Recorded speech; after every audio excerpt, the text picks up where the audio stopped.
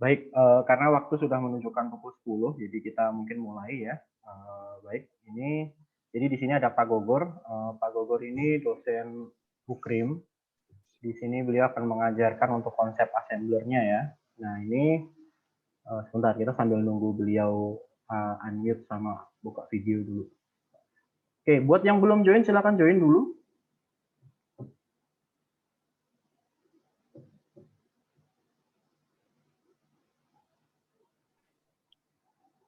Oke, silahkan Pak, dipersilahkan. Saya mau share screen sedikit biar mereka tahu Pak Gogor ini Oh siapa. iya, silakan. Jadi saya lihat dari websitenya Ukrim ada Pak Gogor. Jadi teman-teman yang belum tahu ini ya, jadi beliau ini Kaprodi Ukrim sudah cukup lama, bahkan ngajarnya kalau nggak salah ini dari tahun 98 Pak ya, kalau kita saya cek. 99. 99 ya, oh iya. Iya. Iya benar. Jadi di Dikti ini banyak record karena ini kan kalau Dikti mulainya 2002 ya, berarti mulainya dari 2099. Dan ini bantu kita sebagai dosen payung untuk bahasa assembler di Santi Buana. Oke, terima kasih Pak. Terima kasih banyak. Oke. Ini nanti saya akan catatkan di siakatnya untuk teman-teman yang tidak hadir juga ya. Nanti akan saya presensi sendiri. Oke, silahkan Pak, boleh share screen. Ini saya record. Oke, terima kasih. Selamat pagi. Pagi, Pak. Salam kenal. Ya. Semoga kita selalu diberkati dan boleh sehat terus ya, sehat terus. Kemudian bisa mengikuti segala aktivitas dengan baik dan semua yang kita rencanakan 1 tahun, 1 semester ini boleh lancar gitu ya. Terima kasih Pak Asril yang sudah beri kesempatan kepada saya. Ini saat ini saya share saja ya, karena memang nggak cukup kalau assembler itu hanya 1 kali pertemuan begini. Rumit, banyak hal yang rumit. Nah, terima kasih kepada mahasiswa yang sudah beratensi, sudah join. Ya, salam kenal ya. Tadi sudah dikenalkan, jadi saya tidak perlu kenalan lagi. Langsung saja ke topiknya. Yang terjadi selama ini,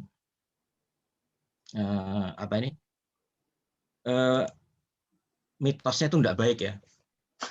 Assembler itu suatu yang menakutkan. Saya nggak tahu di Santi Buana dibuat seperti itu atau tidak. Wah, assembler itu susah, gini, nah, gitu ya. Itu jadi momok begitu buat orang yang baru mau masuk ke sana. Jadi isu-isu dari pendahulu itu mengerikan gitu ya. Jadi masalah-masalah embedded, mikrokomputer, mikrocontroller itu bandnya jelek banget gitu ya. Nah, kali ini kita akan belajar tidak perlu itu ya istilahnya. Nah, karena rekan-rekan di sini juga sudah diajari, sudah belajar 1 semester, makanya bukan satu hal yang menakutkan lagi kalau menghadapi assembler ini.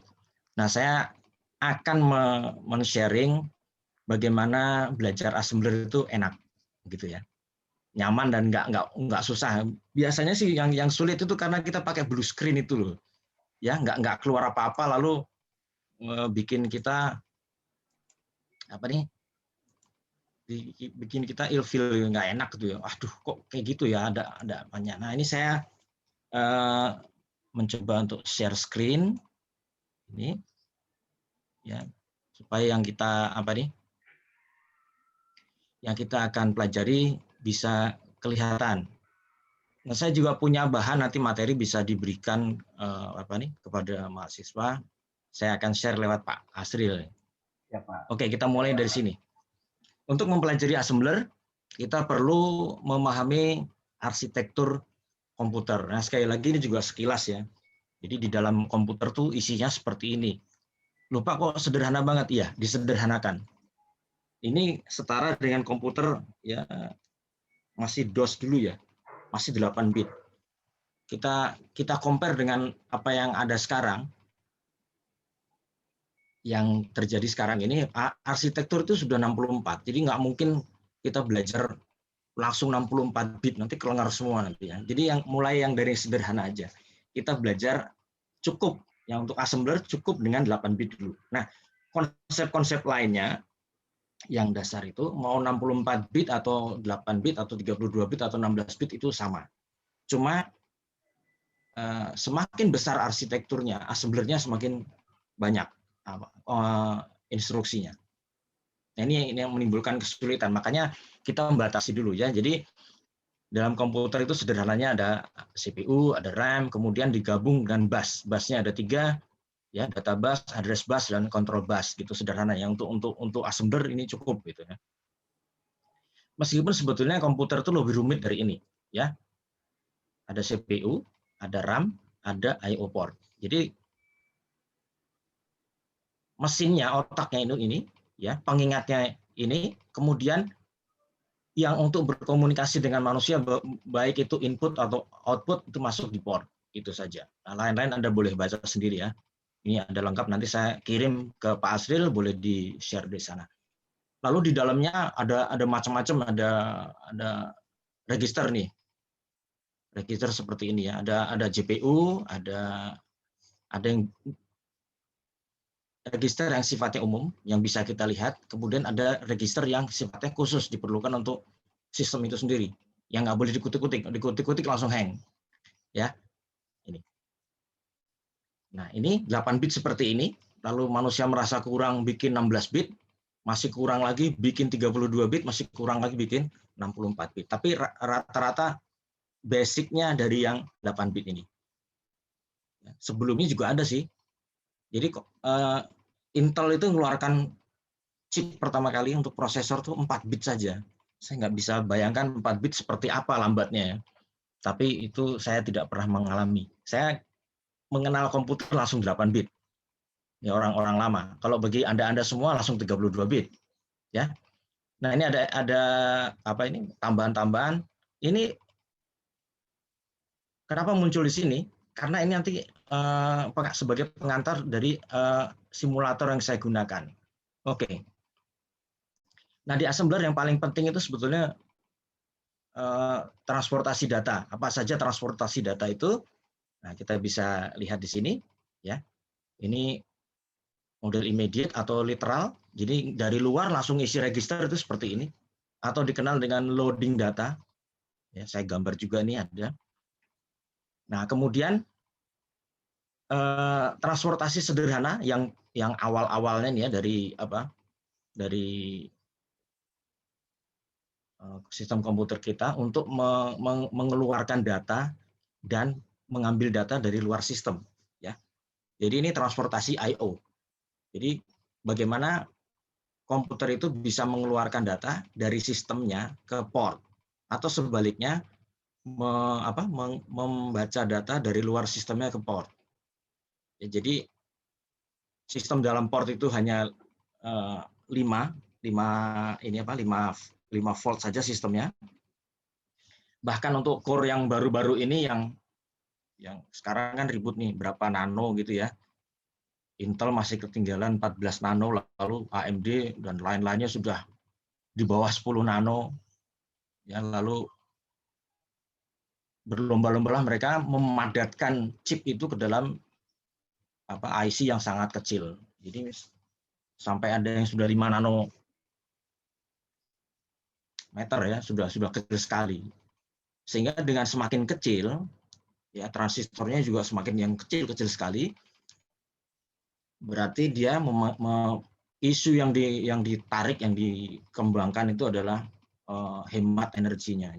Ya, baterainya ditambah, kapasitas baterainya tambah gede, konsumsi prosesornya tambah semakin kecil karena komponen itu semakin hemat, semakin kecil-kecil. Nah, ini dia ya.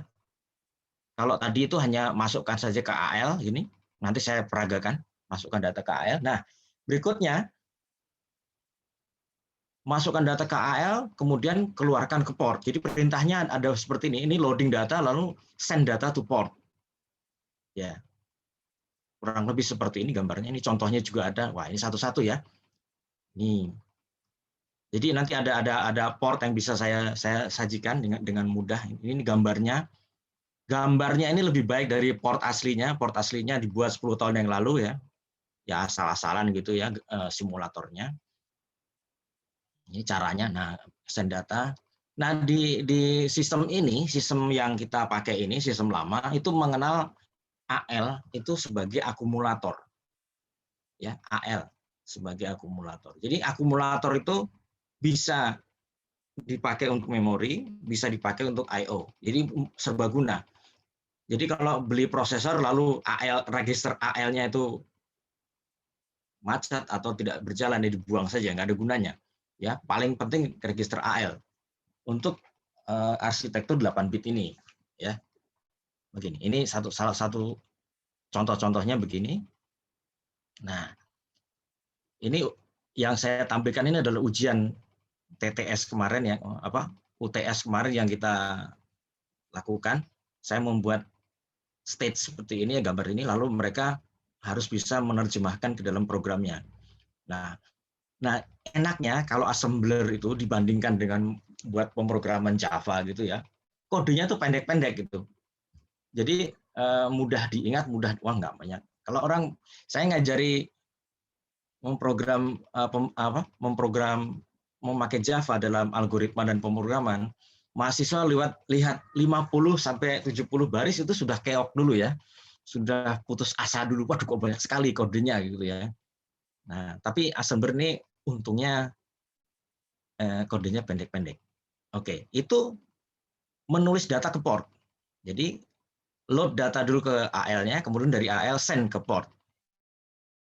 Ya, portnya sederhana sekali, perintahnya seperti ini, lalu perintah keluarannya seperti ini. Nah, sebaliknya kalau baca dari luar port, nah kalau tadi pakai out ya untuk mengeluarkan data, membaca dari port itu pakai sebaliknya in. Jadi apapun kondisinya di sini dimasukkanlah ke AL juga. Jadi AL itu untuk input output ya, bisa untuk mengeluarkan data ke port. Tapi begitu dia diganti perintahnya jadi in, dia membaca data dari port. Oke. Nah, ini yang ruwet-ruwetnya di sini. Oke. Transportasi data. Nah, ini register ke register ya. Penting itu ya. Nah, kalau yang X86 tapi yang mulai 8 bit yang baru, ini saya pakai 8 bit yang lama, dulu lama sekali ya. Jadi ada 2 itu. Ini nggak bisa register to register. Jadi dia meminjam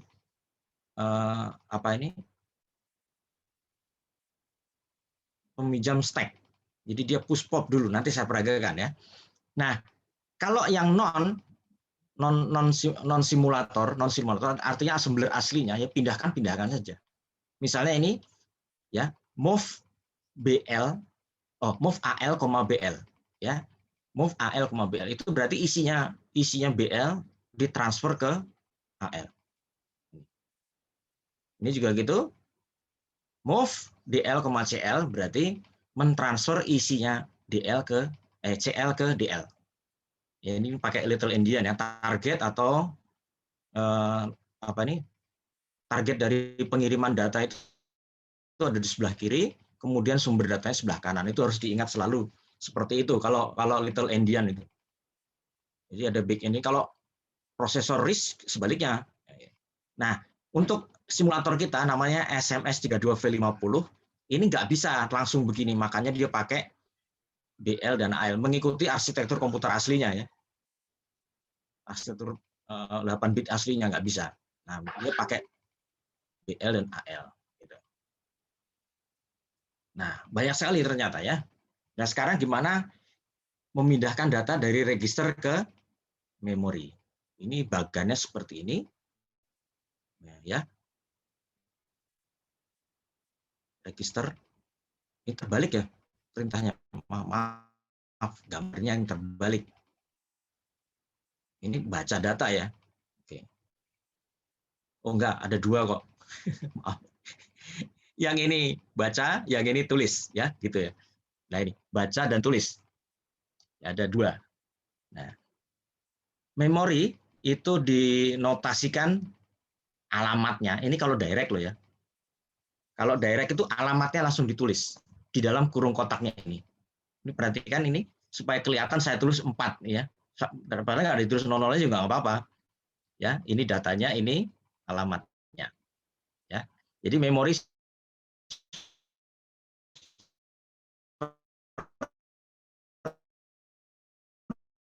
seperti ini, ada data dan baca gitu ya, F4 ini.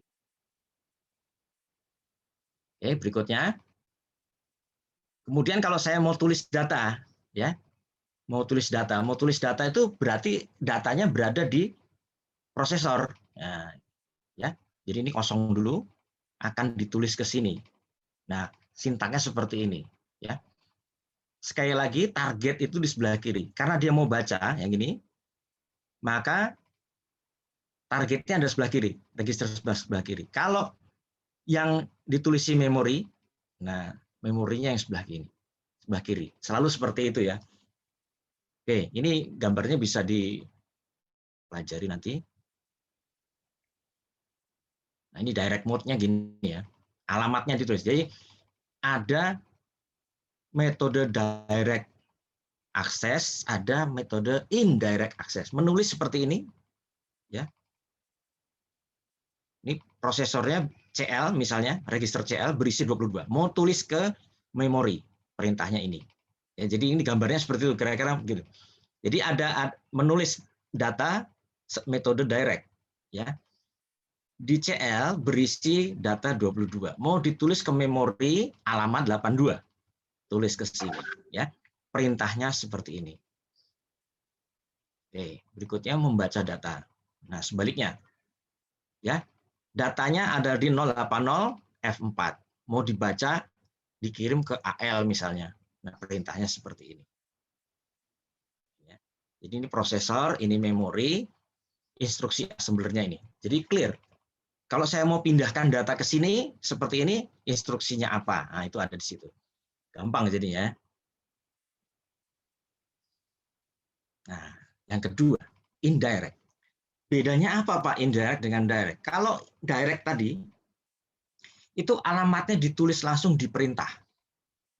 Jadi, tolong pindahkan ini dari sini ke sini. Itu alamatnya, targetnya ditulis langsung. Nah, kalau indirect, targetnya itu alamatnya disimpan di register juga. Ya, seperti ini contohnya. Oke. Saya mau menulis 22 ke lokasi memori, ya, yang alamatnya ditunjuk oleh CL. Nah, itu namanya indirect. Jadi alamatnya nggak langsung ditulis di sini, ya, tidak langsung ditulis nih, tetapi alamatnya disimpan di CL. Kebayang ya? Nah, sekarang makanya di sini nggak ditulis alamat nih, move kok CL, ini kan register. Nah, registernya isi berapa? 83.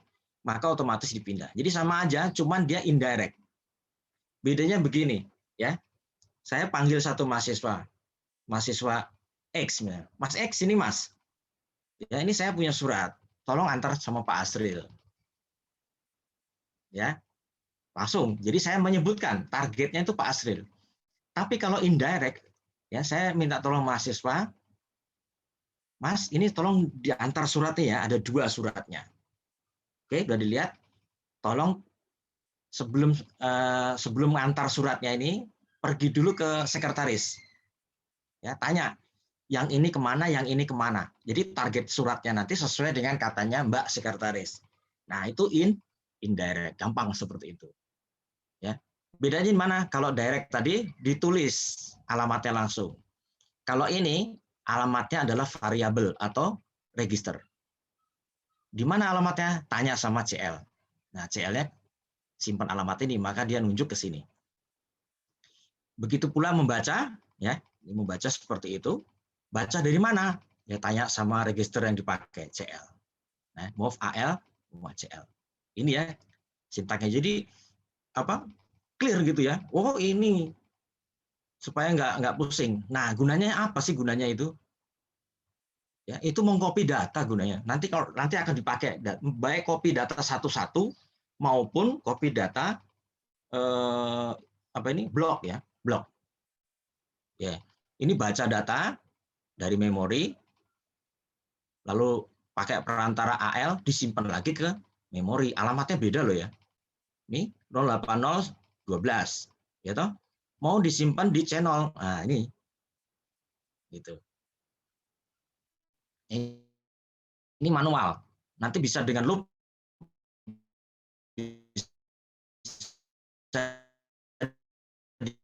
di otomatisasi. Nanti workshop sedikit ya. Ini ajar memakai simulator karena apa yang saya ajarkan tuh muncul tervisualisasi.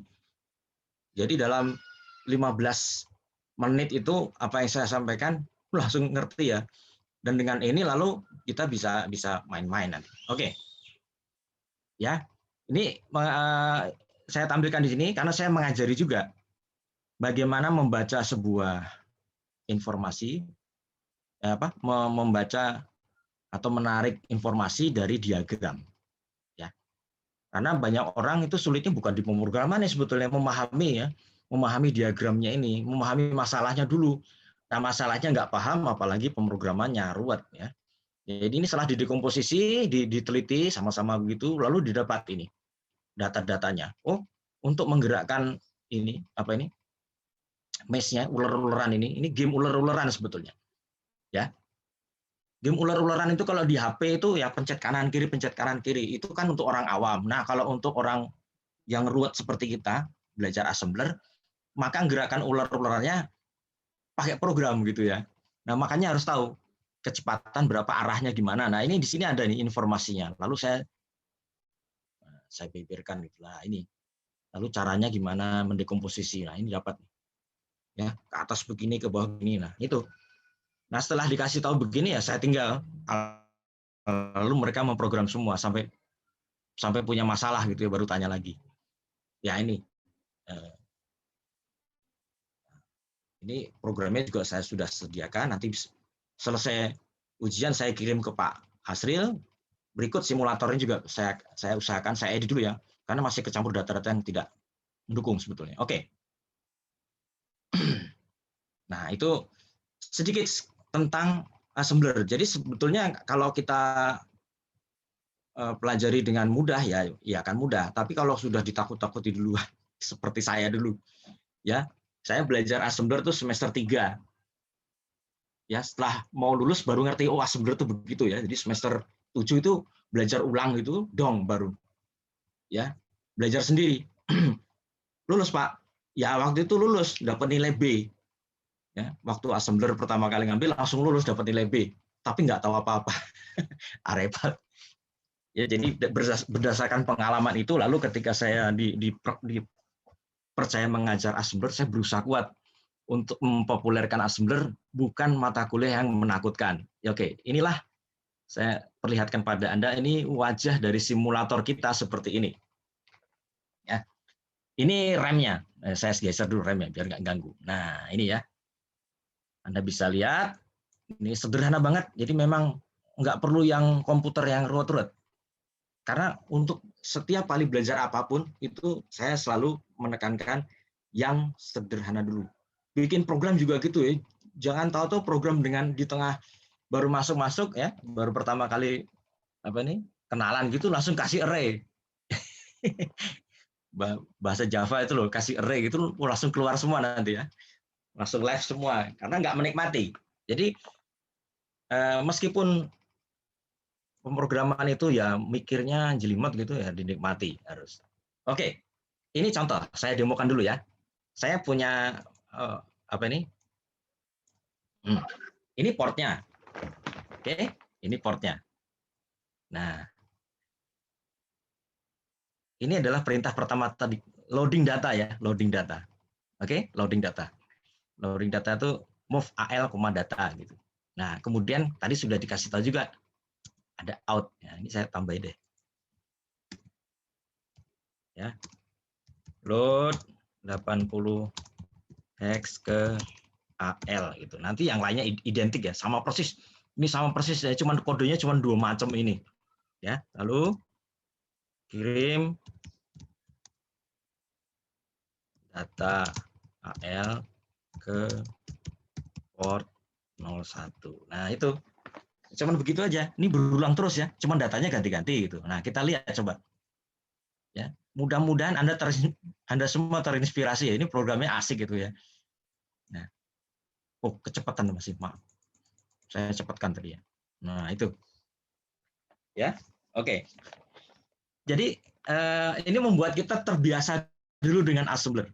Jangan dibuat yang susah lalu antipati. Waduh, assembler susah. Begitu diajak program assembler langsung moh gitu ya. Padahal ya sederhana dulu seperti ini. Ya. Ini lihat ini. Di sini AL itu selalu berubah sesuai dengan apa yang di-load. Ya, ini. Nah, itu perhatikan. Nah. Asik ya? Gitu. Kita lihat, kita stop dulu ya. Nah, stop. Selain dia memakai run, kita juga bisa pakai step. Ya, seperti tracing. Nah, loncat ke atas lagi, load datanya, muat ya. Perhatikan di AL ini sudah 80, kemudian step satu lagi keluar datanya. Jadi untuk proses atomiknya untuk mengeluarkan data itu ada dua. Ini harus dikerjakan dua perintah ini. Kalau cuma baru satu ya belum bisa muncul di sini. Step lagi, nah step lagi. Gitu. Jadi sederhana. Oke. Nah pengalaman saya hanya kasih satu ini, terus mereka saya bujuk-bujuk ya, saya panas-panasin supaya bikin yang lain, model lain gitu ya, pemrograman yang lain. Load begini, ya langsung. Biasanya kalau udah saya kasih satu ini, saya panas-panasin mahasiswa. Coba bikin motif yang lain, tuh motif gerakan yang lain. Nah, ternyata mereka bisa. Ini saya demokan satu lagi, itu tekniknya sama ya, nggak usah dibahas tekniknya. Hanya load data saja, tapi ini menarik. Nah itu, kalau tadi hanya nyala satu, bisa juga datanya nyalakan banyak lampu sekaligus. Itu hanya model-model saja. Jadi ini kita pelajari yang pertama dan yang kedua tadi. Ya. Yang pertama dan yang kedua tadi. Nah ini peta memorinya seperti ini. Memorinya kecil sekali, hanya 256 byte saja. Seperti komputer awal-awal seperti itu ya. Oke, sebetulnya kita belajar dari mana sih? Yang mana sih yang dari teks kita tadi?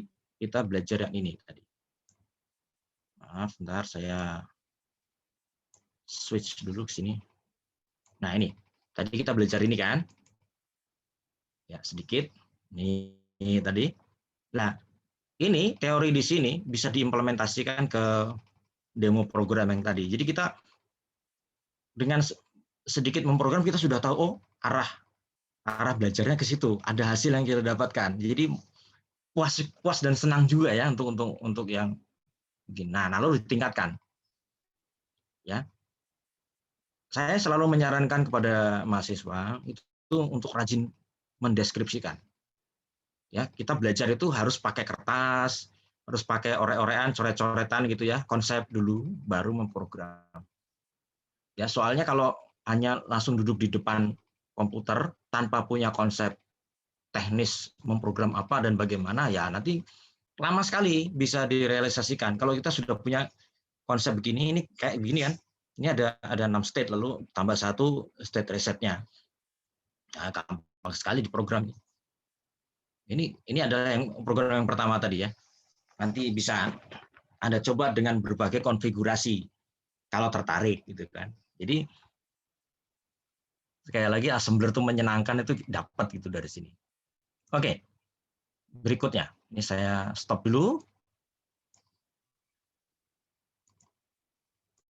Nah, saya praktekkan demokan apa yang kita pelajari tentang transportasi data tadi. Oke. Transportasi data. Nah, ini. Oke, ini ya. Jadi ini sudah tidak perlu, itu tadi demo, hanya iklan saja gitu ya. Jadi supaya menarik itu harus kasih iklan sama mahasiswa. Duh, asik toh gitu ya. Baik. Ini semua adalah program untuk mengisi register. Anda lihat sini registernya AL, BL, CL, DR masih kosong semua. Nah, kita step pelan-pelan ya. Move AL, 5A itu sebetulnya ngapain gitu ya. Anda perhatikan AL masih kosong, saya step satu kali ya. AL langsung berisi 5A. Sekarang BL 2B. Saya step lagi. BL 2B, step lagi. Nah, seperti ini. Jadi perintah ini apa realisasinya terhadap prosesor. Nah, ini seperti ini. Satu kali lagi yang terakhir, 7C sudah masuk. D9 masuk. Jadi semua yang kita tulis itu masuk di dalam prosesornya. Ya kalau kita sama prosesornya nggak ada apa-apanya ya, karena tempatnya di dalam itu black box kan. Prosesor itu kan black box, kita nggak bisa lihat apa-apa. Kita bisa lihat isinya kalau kita punya interface. Ya, jadi ini salah satu cara untuk belajar. Saya lagi ini cuma simulator, bukan prosesor aslinya. Ya, tapi ini menggambarkan apa yang terjadi ketika kita melakukan satu perintah-perintah assembler. Itu. Berikutnya. Nah, ini kalau tadi saya bilang kan, mau pindahkan datanya AL ke BL, kita nggak punya ini nggak punya, sekaligus kita tahu oh ada perintah push dan pop gitu. Kita bisa pakai ini step ya. Itu CPU-nya saya reset dulu. Oke, supaya kelihatan. Step ya, 5A terisi. Oke, ya, sambil kita memperhatikan ini, nah ini ya, gini ya, kelihatan gini, sambil kita memperhatikan ini. Oke, pertumbuhan program ini di dalam apa sistem komputer ya, pertumbuhan program itu selalu dari alamat awal, alamat kecil 00. Seperti Anda lihat di sini, ini ditulis ke memori. Jadi program yang masih di hard disk itu bukan program runnable, bukan. Ya, program bisa run kalau ada di memori. Nah, seperti ini. Nah, ini program ini juga ada di sini ya, move AL5A ini, move AL5A ditulis di sini. Itu kalau program, dia bertumbuh terus naik terus alamatnya ya. Increasing growth ya, increasing growth. Nah, sebaliknya stack itu dari belakang. Yang biru ini loh. Ya, biru ini di bawah nih. Ya, kalau saya push AL bukan masuk ke sini tapi masuk ke sini. Ya. AL-nya 5A ini masuk ke biru ini, coba kita step. Nah, 5A masuk sini kan. Apa yang ditulis di AL tadi. Nah, kemudian yang berikutnya pop BL. Ini kalau pop itu dia balik lagi ke bawah, ya. Yang di load apa? Ya 5A-nya nih di load ke B. Itu contohnya step. Nah, sekarang BL-nya 5. Oke. Jadi sekaligus apa nih? Share ilmu ya. Program growth itu dari alamat kecil di memori. Stack growth dari belakang ke sana terus. Nah, apa yang terjadi kalau ini bertumbuh terus? Programnya juga bertumbuh terus, akan ketemu di tengah. Nah, kalau ketemu di tengah, tabrakan, maka disitulah komputer itu hang. Ya, salah satu penyebab bukan hanya itu ya. Salah satu penyebab komputer hang itu karena PC program counter itu nabrak top of stack. Kalau komputer sekarang jarang ya. Ini komputer zaman dulu. Ya, komputer sekarang segmentasinya luar biasa, pengamanannya luar biasa. Jadi user stack sama sistem stack itu disendirikan ya. Jadi banyak segmentasi sendiri-sendiri ya, lebih canggih gitu ya. Cuman tekniknya itu sama. Jadi program growth dan stack growth itu mesti gitu ya. Ya, kalau sekarang lebih aman, nggak seperti ini. Ini kalau komputer sederhana masih pakai yang seperti ini, cara ini. Oke, kita lihat program berikut.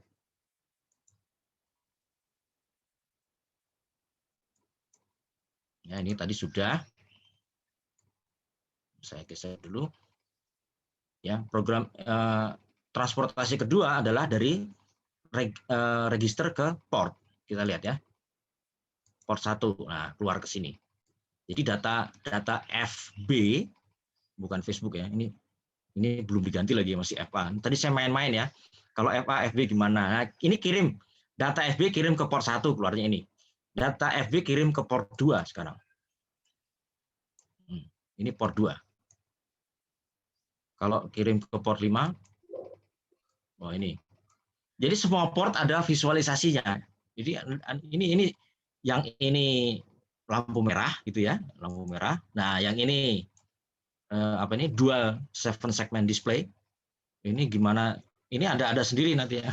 Saya nggak bisa bahas semua. Ya, cara kendalikan ini gimana itu ada, karena ini ada begininya, berarti ada diagramnya begini, berarti ada olah datanya sehingga keluar control byte. Jadi mengeluarkan angka 1 sampai mengeluarkan angka F itu heksadesimal itu gimana, itu ada di sini.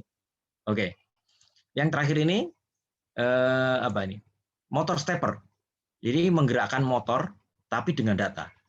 Ya beda ya, motor stepper itu digerakkan dengan data. Jadi keluarkan data tertentu dia akan bergerak sesuai dengan itu. Beda dengan motor DC yang hanya on off itu beda. Lalu apalagi punya di sini. Itu sudah ini maze, nanti kita belajar nih. Ini cara menggerakkan maze-nya gimana, itu kita ini ya, ini yang paling canggih untuk interaktif. Lift ya. Pak gambarnya jelek ya liftnya. Iya. Cuman itu gambar jelek ini membukakan pikiran orang. Oh, ini loh caranya apa ini? Membuat program yang interaktif. Kok bisa interaktif gimana Pak? Nah, ini interaktif ya. Liftnya bergerak di sensor. Kalau sampai atas harus dihentikan, sampai bawah harus dihentikan. Lalu nanti yang canggih harus ditekan tombol ini.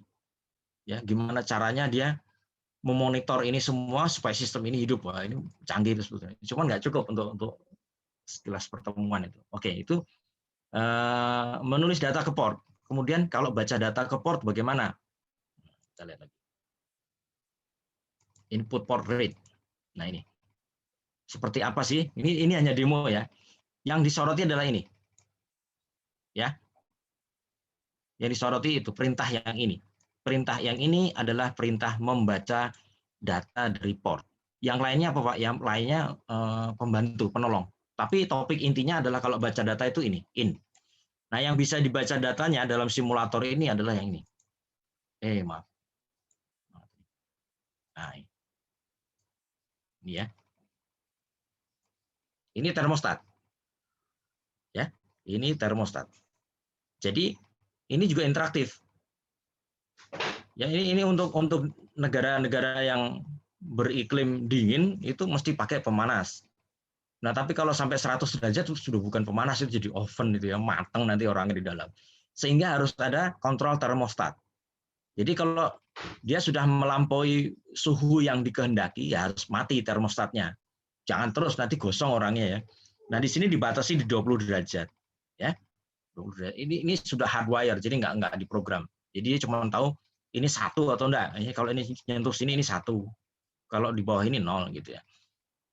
Oke, kita coba aja ya. Kita run. Supaya cepat ya di faster kan. Anda bisa lihat sekarang ketika heater on, pemanas jalan, dia akan hidup terus ini. Nah, ketika sudah 20, dia harus matikan. Gitu ya.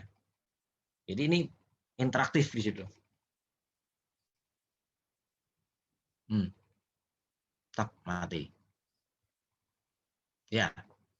Nah, tujuannya dari program ini adalah memelihara supaya suhunya itu berkisar ya di bawah 20 dikit, di atas 20 dikit. Jadi orang rasa tetap nyaman.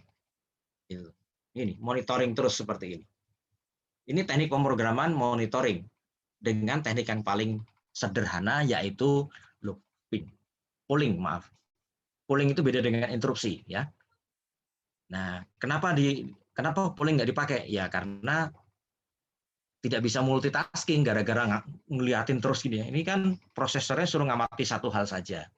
Sedangkan prosesor-prosesor yang sekarang itu mengamati banyak hal. Programnya itu banyak yang diawasi. Jadi metode ini tidak cocok. Metode untuk multitask atau multithread itu memakai interupsi biasanya. Itu sekedar share saja. Ya, ini ya. Oke, saya matikan. Stop. Kita selesai dengan ini. Yang lain coba.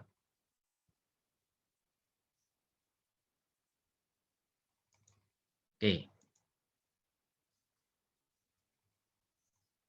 Ini perlu ditampilkan di sini. Ya. Baik. Ini adalah bagaimana cara nulis data. Ya, nulis data. Jadi saya mau nulis data FB ke A0. A0 itu mana sih? Ya, gini ya. Ini bacanya gini. Nah, ini A0 di sini. Jadi nanti ditulis di sini. Jadi ini memori. Ya, baris ini adalah baris paling bawah ini B0, kemudian kolomnya 0. Jadi kalau kenapa B0 berarti ini B yang ke 0. Kalau di sebelahnya B1. Jadi ditambahkan. baris dan kolom ditambahkan, lalu ketemulah lokasinya. Itu sederhananya begitu. Mari kita lihat ya. Saya reset dulu CPU-nya supaya aman, bersih. Oke, step 1. Ya, load. Ya, AL berisi FB. Ya, berarti sudah di-load. Nah, kemudian step kedua adalah menulis data dari AL ke memori. Jadi perlu dipahami bahwa data itu nggak bisa pindah sendiri tanpa digerakkan oleh prosesor. Jadi semua alur data itu di dalam komputer itu satu saja yang menggerakkan, prosesor. Jadi memori ketemu sama memori itu datanya diem aja. Nggak bisa ya. Anda punya 2 gudang, terus data isi gudangnya pindah sendiri itu gawat. Nggak, perlu orang pekerja untuk mengangkut, memindahkan barang itu dari gudang satu ke gudang lainnya. Ini juga gitu, transportasi data itu gitu. Nah, yang bisa melakukan pemindahan data itu hanya satu, prosesor saja, atau koprosesor misalnya. Ya, sekarang kita lihat, ini A0-nya masih kosong, begitu saya step, nah datanya pindah ke memori. Ya, ini prosesor, yang ini RAM, ini memori. Jadi berhasil kita menulis data ke sana. Itu contohnya seperti itu ya, sederhana. Oke, berikutnya itu direct. Alamatnya ditulis langsung A0. Ya, A0 itu bukan register tapi lokasi. Kita lihat yang contoh keduanya. Direct read. Jadi tadi tulis, sekarang baca dulu ya. Baca. Nah, kalau baca dulu, maka di memori harus ada datanya. Ini saya tulis saja ya. Yang saya pakai cuma data yang di depan ini loh.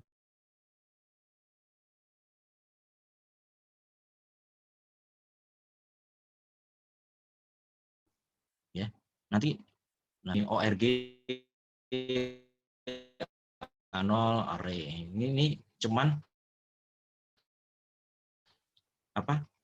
Nah, ini array-nya nih ya, array-nya. Siapa yang nulis di sini Pak? Ini ORG ini. ORG array ini nulis data. Ya. Nah, yang mindahkan data ke A0 siapa? Program ini. Move AL, A0. Nah, lihat ini. Jadi dari memori dibaca lalu disimpan di AL. Itu yang terjadi. Ini ya. Kalau diganti, kita ganti deh Pak. Saya mau 45. 45 itu berapa? A4. Oke, kita ganti A4. Ya. Lalu programnya kita run lagi. Ini simpan dulu, kemudian run lagi. Nah, itu 45. Jadi 45 ya. Jadi yang di-load sesuai dengan alamatnya. Ya, ini asik sekali dengan simulator ini ya, sederhana tapi cukup menolong mencapai apa yang saya targetkan dipahami oleh mahasiswa. Oke, berikutnya contoh programnya. Sekarang yang indirect. Indirect write dulu ya. Oke. Ini read. Ya, ini read. Oke. Ya, kita lihat. Jadi biasanya saya langsung tulis A0-nya di dalam kotak sini kan. A0 itu di dalam kotak sini. Tetapi karena ini indirect, saya menyimpan A0-nya di tempat lain, yaitu di register CL. Oke. Di register CL. Ya, nanti di akhir dari demo ini akan saya kasih tahu kenapa kita perlu ininya register. Karena kalau diisi A0 itu nggak bisa di looping, ya, pakai perulangan tuh nggak bisa. Nah, kita perlu ini yang bersifat variabel yaitu register supaya ini bisa dikontrol secara program. Jadi kalau dia naik, turun itu ya dengan perintah increment bisa, sehingga kita bisa mengcopy blok. Ya.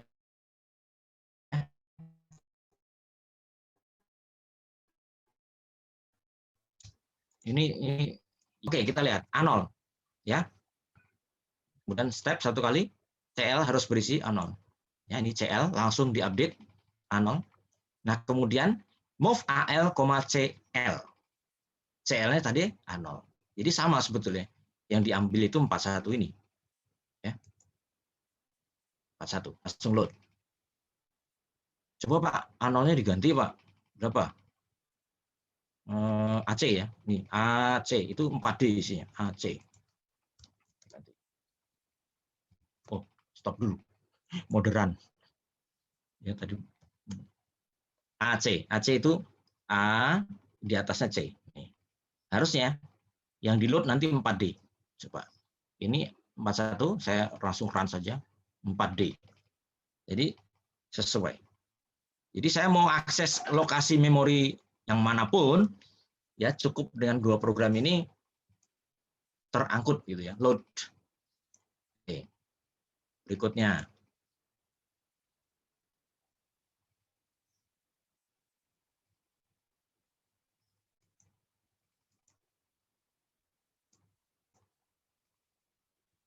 Ini kok baca lagi. Jangan-jangan yang ketimpa tadi ini ya. Jadi kalau men-save sesuatu lalu salah. Coba ini. Jadi ketimpa itu read-nya. Ini harus bikin program sendiri aja deh. Ya, jadi abaikan yang di bawahnya, kemudian kita menulis data. Ya, CL. Nah, ini dibalik. Ya, karena menulis data itu targetnya adalah memori.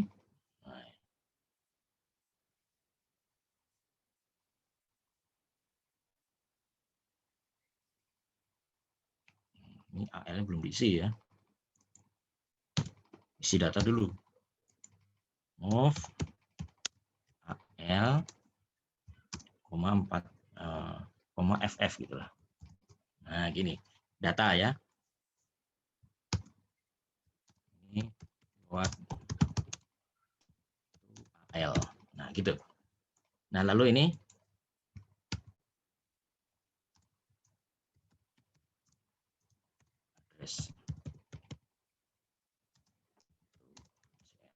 jadi saya mau nulis FF ini ya ke AC ya, atau kita gantilah. Kita ganti ke 70 coba. Nanti ditulisnya di 70.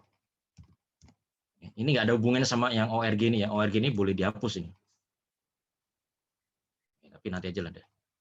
Nanti saya kehilangan data, lebih baik saya perbaiki setelah ini. Move CL, AL. X AL. Ini.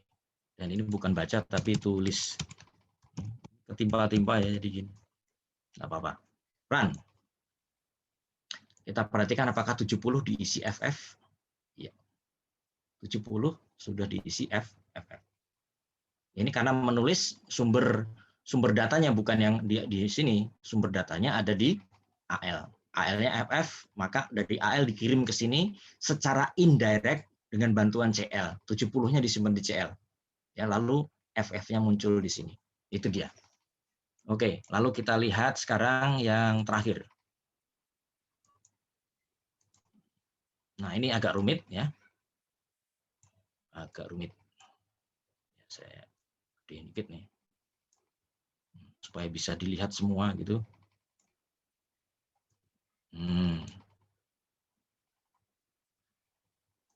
Ya. Jadi saya punya data di sini di A0. Ya, nanti mau di-copy di tempat lain gitu ya. Kita lihat. Dipelanin dulu. Jadi ini copy block. Saya mau copy seluruh datanya ini dengan loop. Makanya ini ada ulang dan ada looping-nya nih, JNC CMP. Nah, ini kita lihat run. Ya. Tercopy ya. Dengan apa ini? CPU reset, kita bisa ulang enggak ini? Oke, kita pelanin. Dan nggak bisa dia. Kalau udah ketulis nggak bisa 0. Saya pindah ke tempat lain aja, F ya, saya ganti. Supaya kelihatan gitu, saya ganti ke F aja deh. Jadi pasang ini, kalau loop itu kan ada nilai awalnya, lalu jangan F ya, nanti dia bingung. Akhirnya bukan di situ ya. 60 aja deh. 60. Terus berhentinya di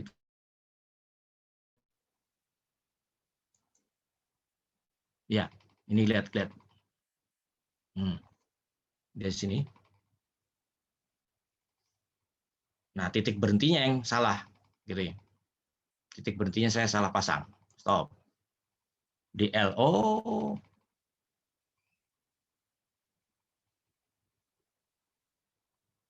increment DL.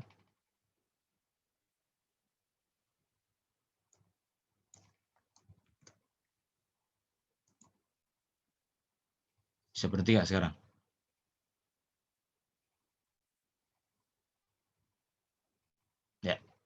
Ya, salah pasang titik berhenti. Jadi di program ini harus ada titik awalnya, ada titik berhenti. Nah, yang ini agak lama kalau ngajarin loop, ngajari percabangan, ya ngajari agak lama.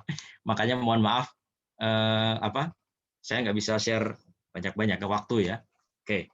Nah, sekarang workshop. Saya akan tunjukkan. Ya, ini hanya pertunjukan saja ya, nggak apa. Supaya kita semua tahu mau istilahnya mau berusaha keras untuk mengasah itu ya. Karena pemrograman itu ada berbagai macam tingkatan. Dari yang awal, mudah, sedang, dan susah gitu ya. Nah, ini demo saja ya buat Anda ya, supaya termotivasi. Nah, baik. Saya punya program begini, ini nanti pakai yang ini. Ya, seperti yang di workshop itu. Lalu ada ini apa nih? Memorinya. Ya. Coba kita step satu kali. Nah, load. Oke. Move AL. Saya stop dulu. Ini ya, nah gitu ya. Ini program ini belum selesai, tapi sudah habis ini. Ya, sudah nggak mau lagi ditambahin. Jadi segini banyak itu hanya isinya move saja. Kelebihan program ini hanya pada kemudahannya. Lain itu tidak ada. Ya, untuk beginner ini cocok. Cuman boros ya. Kalau ini redundansinya banyak sekali. Kalau di teknik pemrograman gitu ya. Redundansinya banyak sekali, diulang banyak sekali. Ya, programnya sama nanti melakukan yang sama, tapi metodenya beda. Kita lihat. Ya. Top. Habis memorinya. Tahunya dari mana? Lah ini sudah nabrak ini. Ini tanpa stack. Ya, Anda bisa lihat ini seluruh ruang memori habis buat pemrograman. Meskipun sudah dipakai habis, dia nggak bisa sampai ke finish di sini. Ya, berarti ada yang salah. Itu sebabnya kita belajar algoritma, belajar macam-macam itu supaya bikin efisiensi, jangan bikin program lurus saja ini. Ini program lurus ya, sekuensial. Ya, tanpa percabangan, lurus terus. Meskipun di kenyataan kehidupan sehari-hari nggak ada yang kayak gitu. Coba Anda perhatikan mana ada jalan dari satu kota ke kota lain lurus terus tanpa belokan, tanpa cabang. Nggak ada. Itu hanya dalam mimpi program. Ada Pak landasan. Landasan nggak panjang ya. Landasan itu cuma 1 kilometer, 1,5 kilometer saja selesai habis itu. Maksud saya jalan yang sungguhan. Nggak ada ya. Jalan seperti landasan itu lurus satu terus gitu. Tapi misalnya dari Kalimantan Barat sampai Kalimantan Timur lurus terus gitu. Nggak ada. Ya pasti belok-belok, ada percabangan, ada putaran. Gitu. Itu sama dengan kehidupan sehari-hari. Ya, kita lihat. Itu tadi contoh program yang pertama. Simple, hanya 2, move dan out. Nah, sekarang kita belajar yang kedua, lihat. Ini dengan loop. Oke, sabar ya, pelan-pelan ya. Nah, saya geser sini deh. Dengan loop. Coba perhatikan. Ini ada etapa-etapanya, ya. Itu belum saya kerjakan semua. Ya, biasanya saya lontarkan ke mahasiswa, lalu mahasiswa yang teruskan sampai finish gitu ya. Tapi ini sebagai contoh saja. Ini pakai loop. Ya. Masih ada redundansinya, masih. Ini sama ini. Ini sama, ini sama. Tapi loopnya nggak seperti tadi ya. Nanti sampai, pakai ini sampai. Karena cukup. Oke, saya cepatkan. Yang ini butuh cepat. Ya, ini di sini. Lalu Anda bisa step satu kali, tak gitu. Nah, load. Lihat nih, ini programnya cuma sampai sini gitu, belum sampai sini. Kita run sekarang. Sama, programnya ngerjakan sesuatu yang sama. Etapa 1 dulu. Ini sampai selesai. Jadi perluas-luas ya, per etapa-etapa dikerjakannya. Gitu.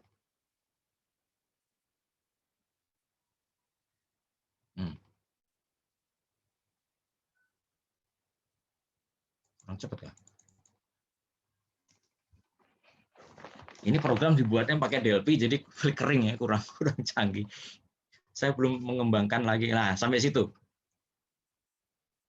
Ya. Ini bisa di-copy, bikin etapa 5, etapa berapa terus.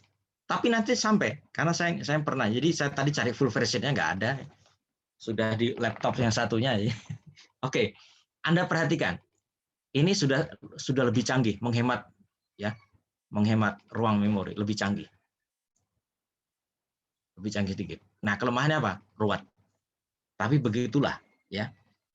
Semakin canggih alat itu, semakin simpel, tapi tingkat kerumitannya semakin tinggi. Nah, ini ada satu lagi sebagai penutup. Yang terakhir. Tadi itu pakai loop, yang ini pakai prosedur. Ya, pakai prosedur call. Ini lihat nih. Ini program utamanya cuma di sini, lalu modul programnya di bawah. Ini subroutine nih, mau pakai ORG, pakai etape, nah ini. Ya, jadi yang bisa di ORG kan itu nggak hanya data, tapi program juga. Ya. Sambil tadi saya men-sharing sedikit, jadi program yang bagus itu antara kode program dan data itu sebaiknya dipisah. Ya, kalau makanya ada aplikasi, ada database. Itu ada splitting yang wise, yang bijaksana. Karena kalau rusak datanya diurusi datanya, kalau rusak program atau aplikasinya Tapi kalau campur jadi satu, sakit kepala. Ya, itu sebabnya program-program database MySQL dan sebagainya itu bagus itu. Karena splitting itu bertujuan untuk memfokuskan gitu ya.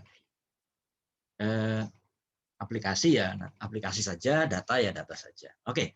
Sekarang kita ini salah satu model kalau kita membuat program dalam bahasa assembler tapi memakai prosedural. Jadi memisahkan antara program utama dan prosedurnya. Ya, ini masih pakai prosedur, bukan function. Kalau function kan ada return value-nya, ini enggak. Ya, ini push pop-nya dipakai. Push pop-nya itu untuk apa sih? Untuk menyimpan state-nya. Jangan dia pas kembali ke state-nya rusak datanya kan gitu kan. Repot nanti. Nah, kita lihat sekarang. Jadi nanti hanya ke sini yang dikerjakan itu hanya muter di sini terus ya. Ke sini hanya ambil ini. Nah, jadi kalau di program prosedural itu kita kenal parameter. Jadi ini ada dua parameter. Parameter satu itu arah dan jarak, kemudian panjang lintasan loop-nya ditentukan di sini. Ini beda-beda ya, setiap etapa beda-beda. Ini etapa 1, etapa 2 tadi hanya diringkas di sini. Nah, kecil, ini hanya saya sediakan satu. Kenapa? Supaya mahasiswa lanjutkan, ya, terus lanjutkan. Coba kita lihat ya. Sudah ada resetnya? Oh, udah ada resetnya. Ini kalau lupa ini ya repot. Oke, kita coba. Melakukan hal yang sama. Ya, lebih ringkas lagi ya ternyata ya. Oh iya. Ini program utamanya di sini, lalu yang 80 ini adalah apa ini? Prosedurnya. Belok. Nah, dia hanya load datanya sebentar lalu panggil lagi tadi.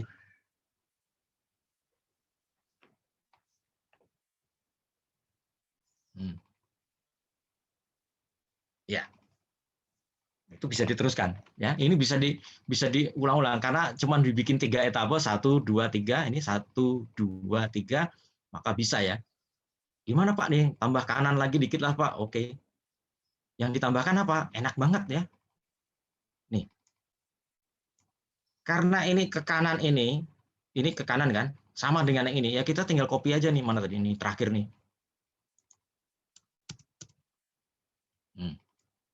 Saya kopikan ini ke sini. Bukan ini, maaf. Salah ambil. Yang di tengah ya ini ya. Nah, ini. Nanti nabrak nanti kalau enggak. Nah, ini ke sini ini mirip ini. Nah, kita ambil yang di tengah itu, kita letakkan sini. Ya. Mudah-mudahan bisa, kita run. Maaf, ketutupan. Nah, ini dia.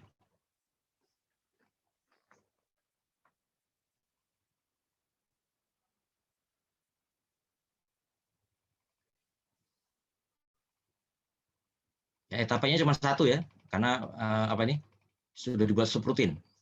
Jadi dari program yang sederhana banget tadi, yang cuma lurus saja, lalu ada looping, lalu ada prosedur call.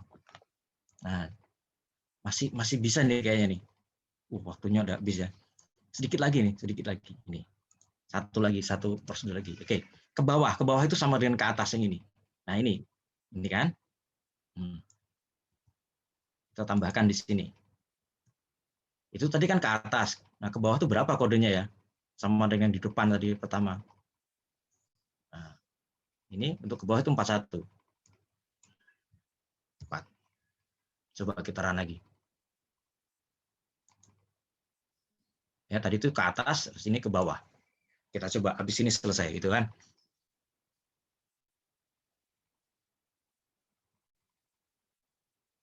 Oke.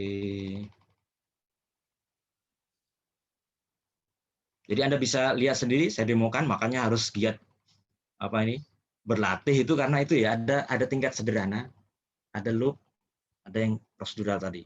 Lalu ada lagi yang lain. Ya, ganti sedikit aja. Anda bisa lihat, oh kurang panjang itu ya. Kurang panjang.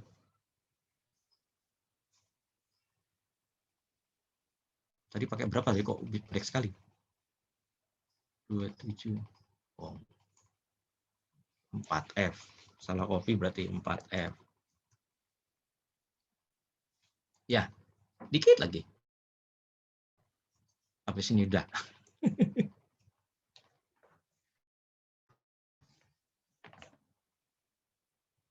Jadi ada asnya gitu loh. Kalau kita membuat sesuatu lalu bisa tervisualisasi, itu cepat belajarnya gitu. Dan termotivasi juga.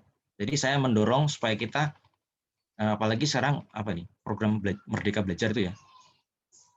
Harusnya saya pancing sedikit, saya dorong gitu mahasiswa. Saya pancing dikit aja harusnya kamu tuh udah loncat harusnya gitu. Jangan tiduran terus. Iya. Oke.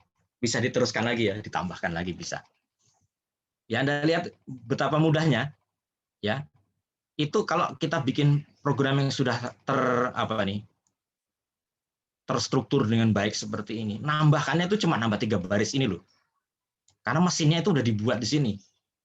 Beda dengan yang pertama tadi ya, Anda bikin kayak gitu, nambahnya banyak sekali ke bawah sampai nggak cukup. Misalnya harus 100 kali, Anda bikin 100 kali juga, repot itu. Oke? Ya. Saya stop.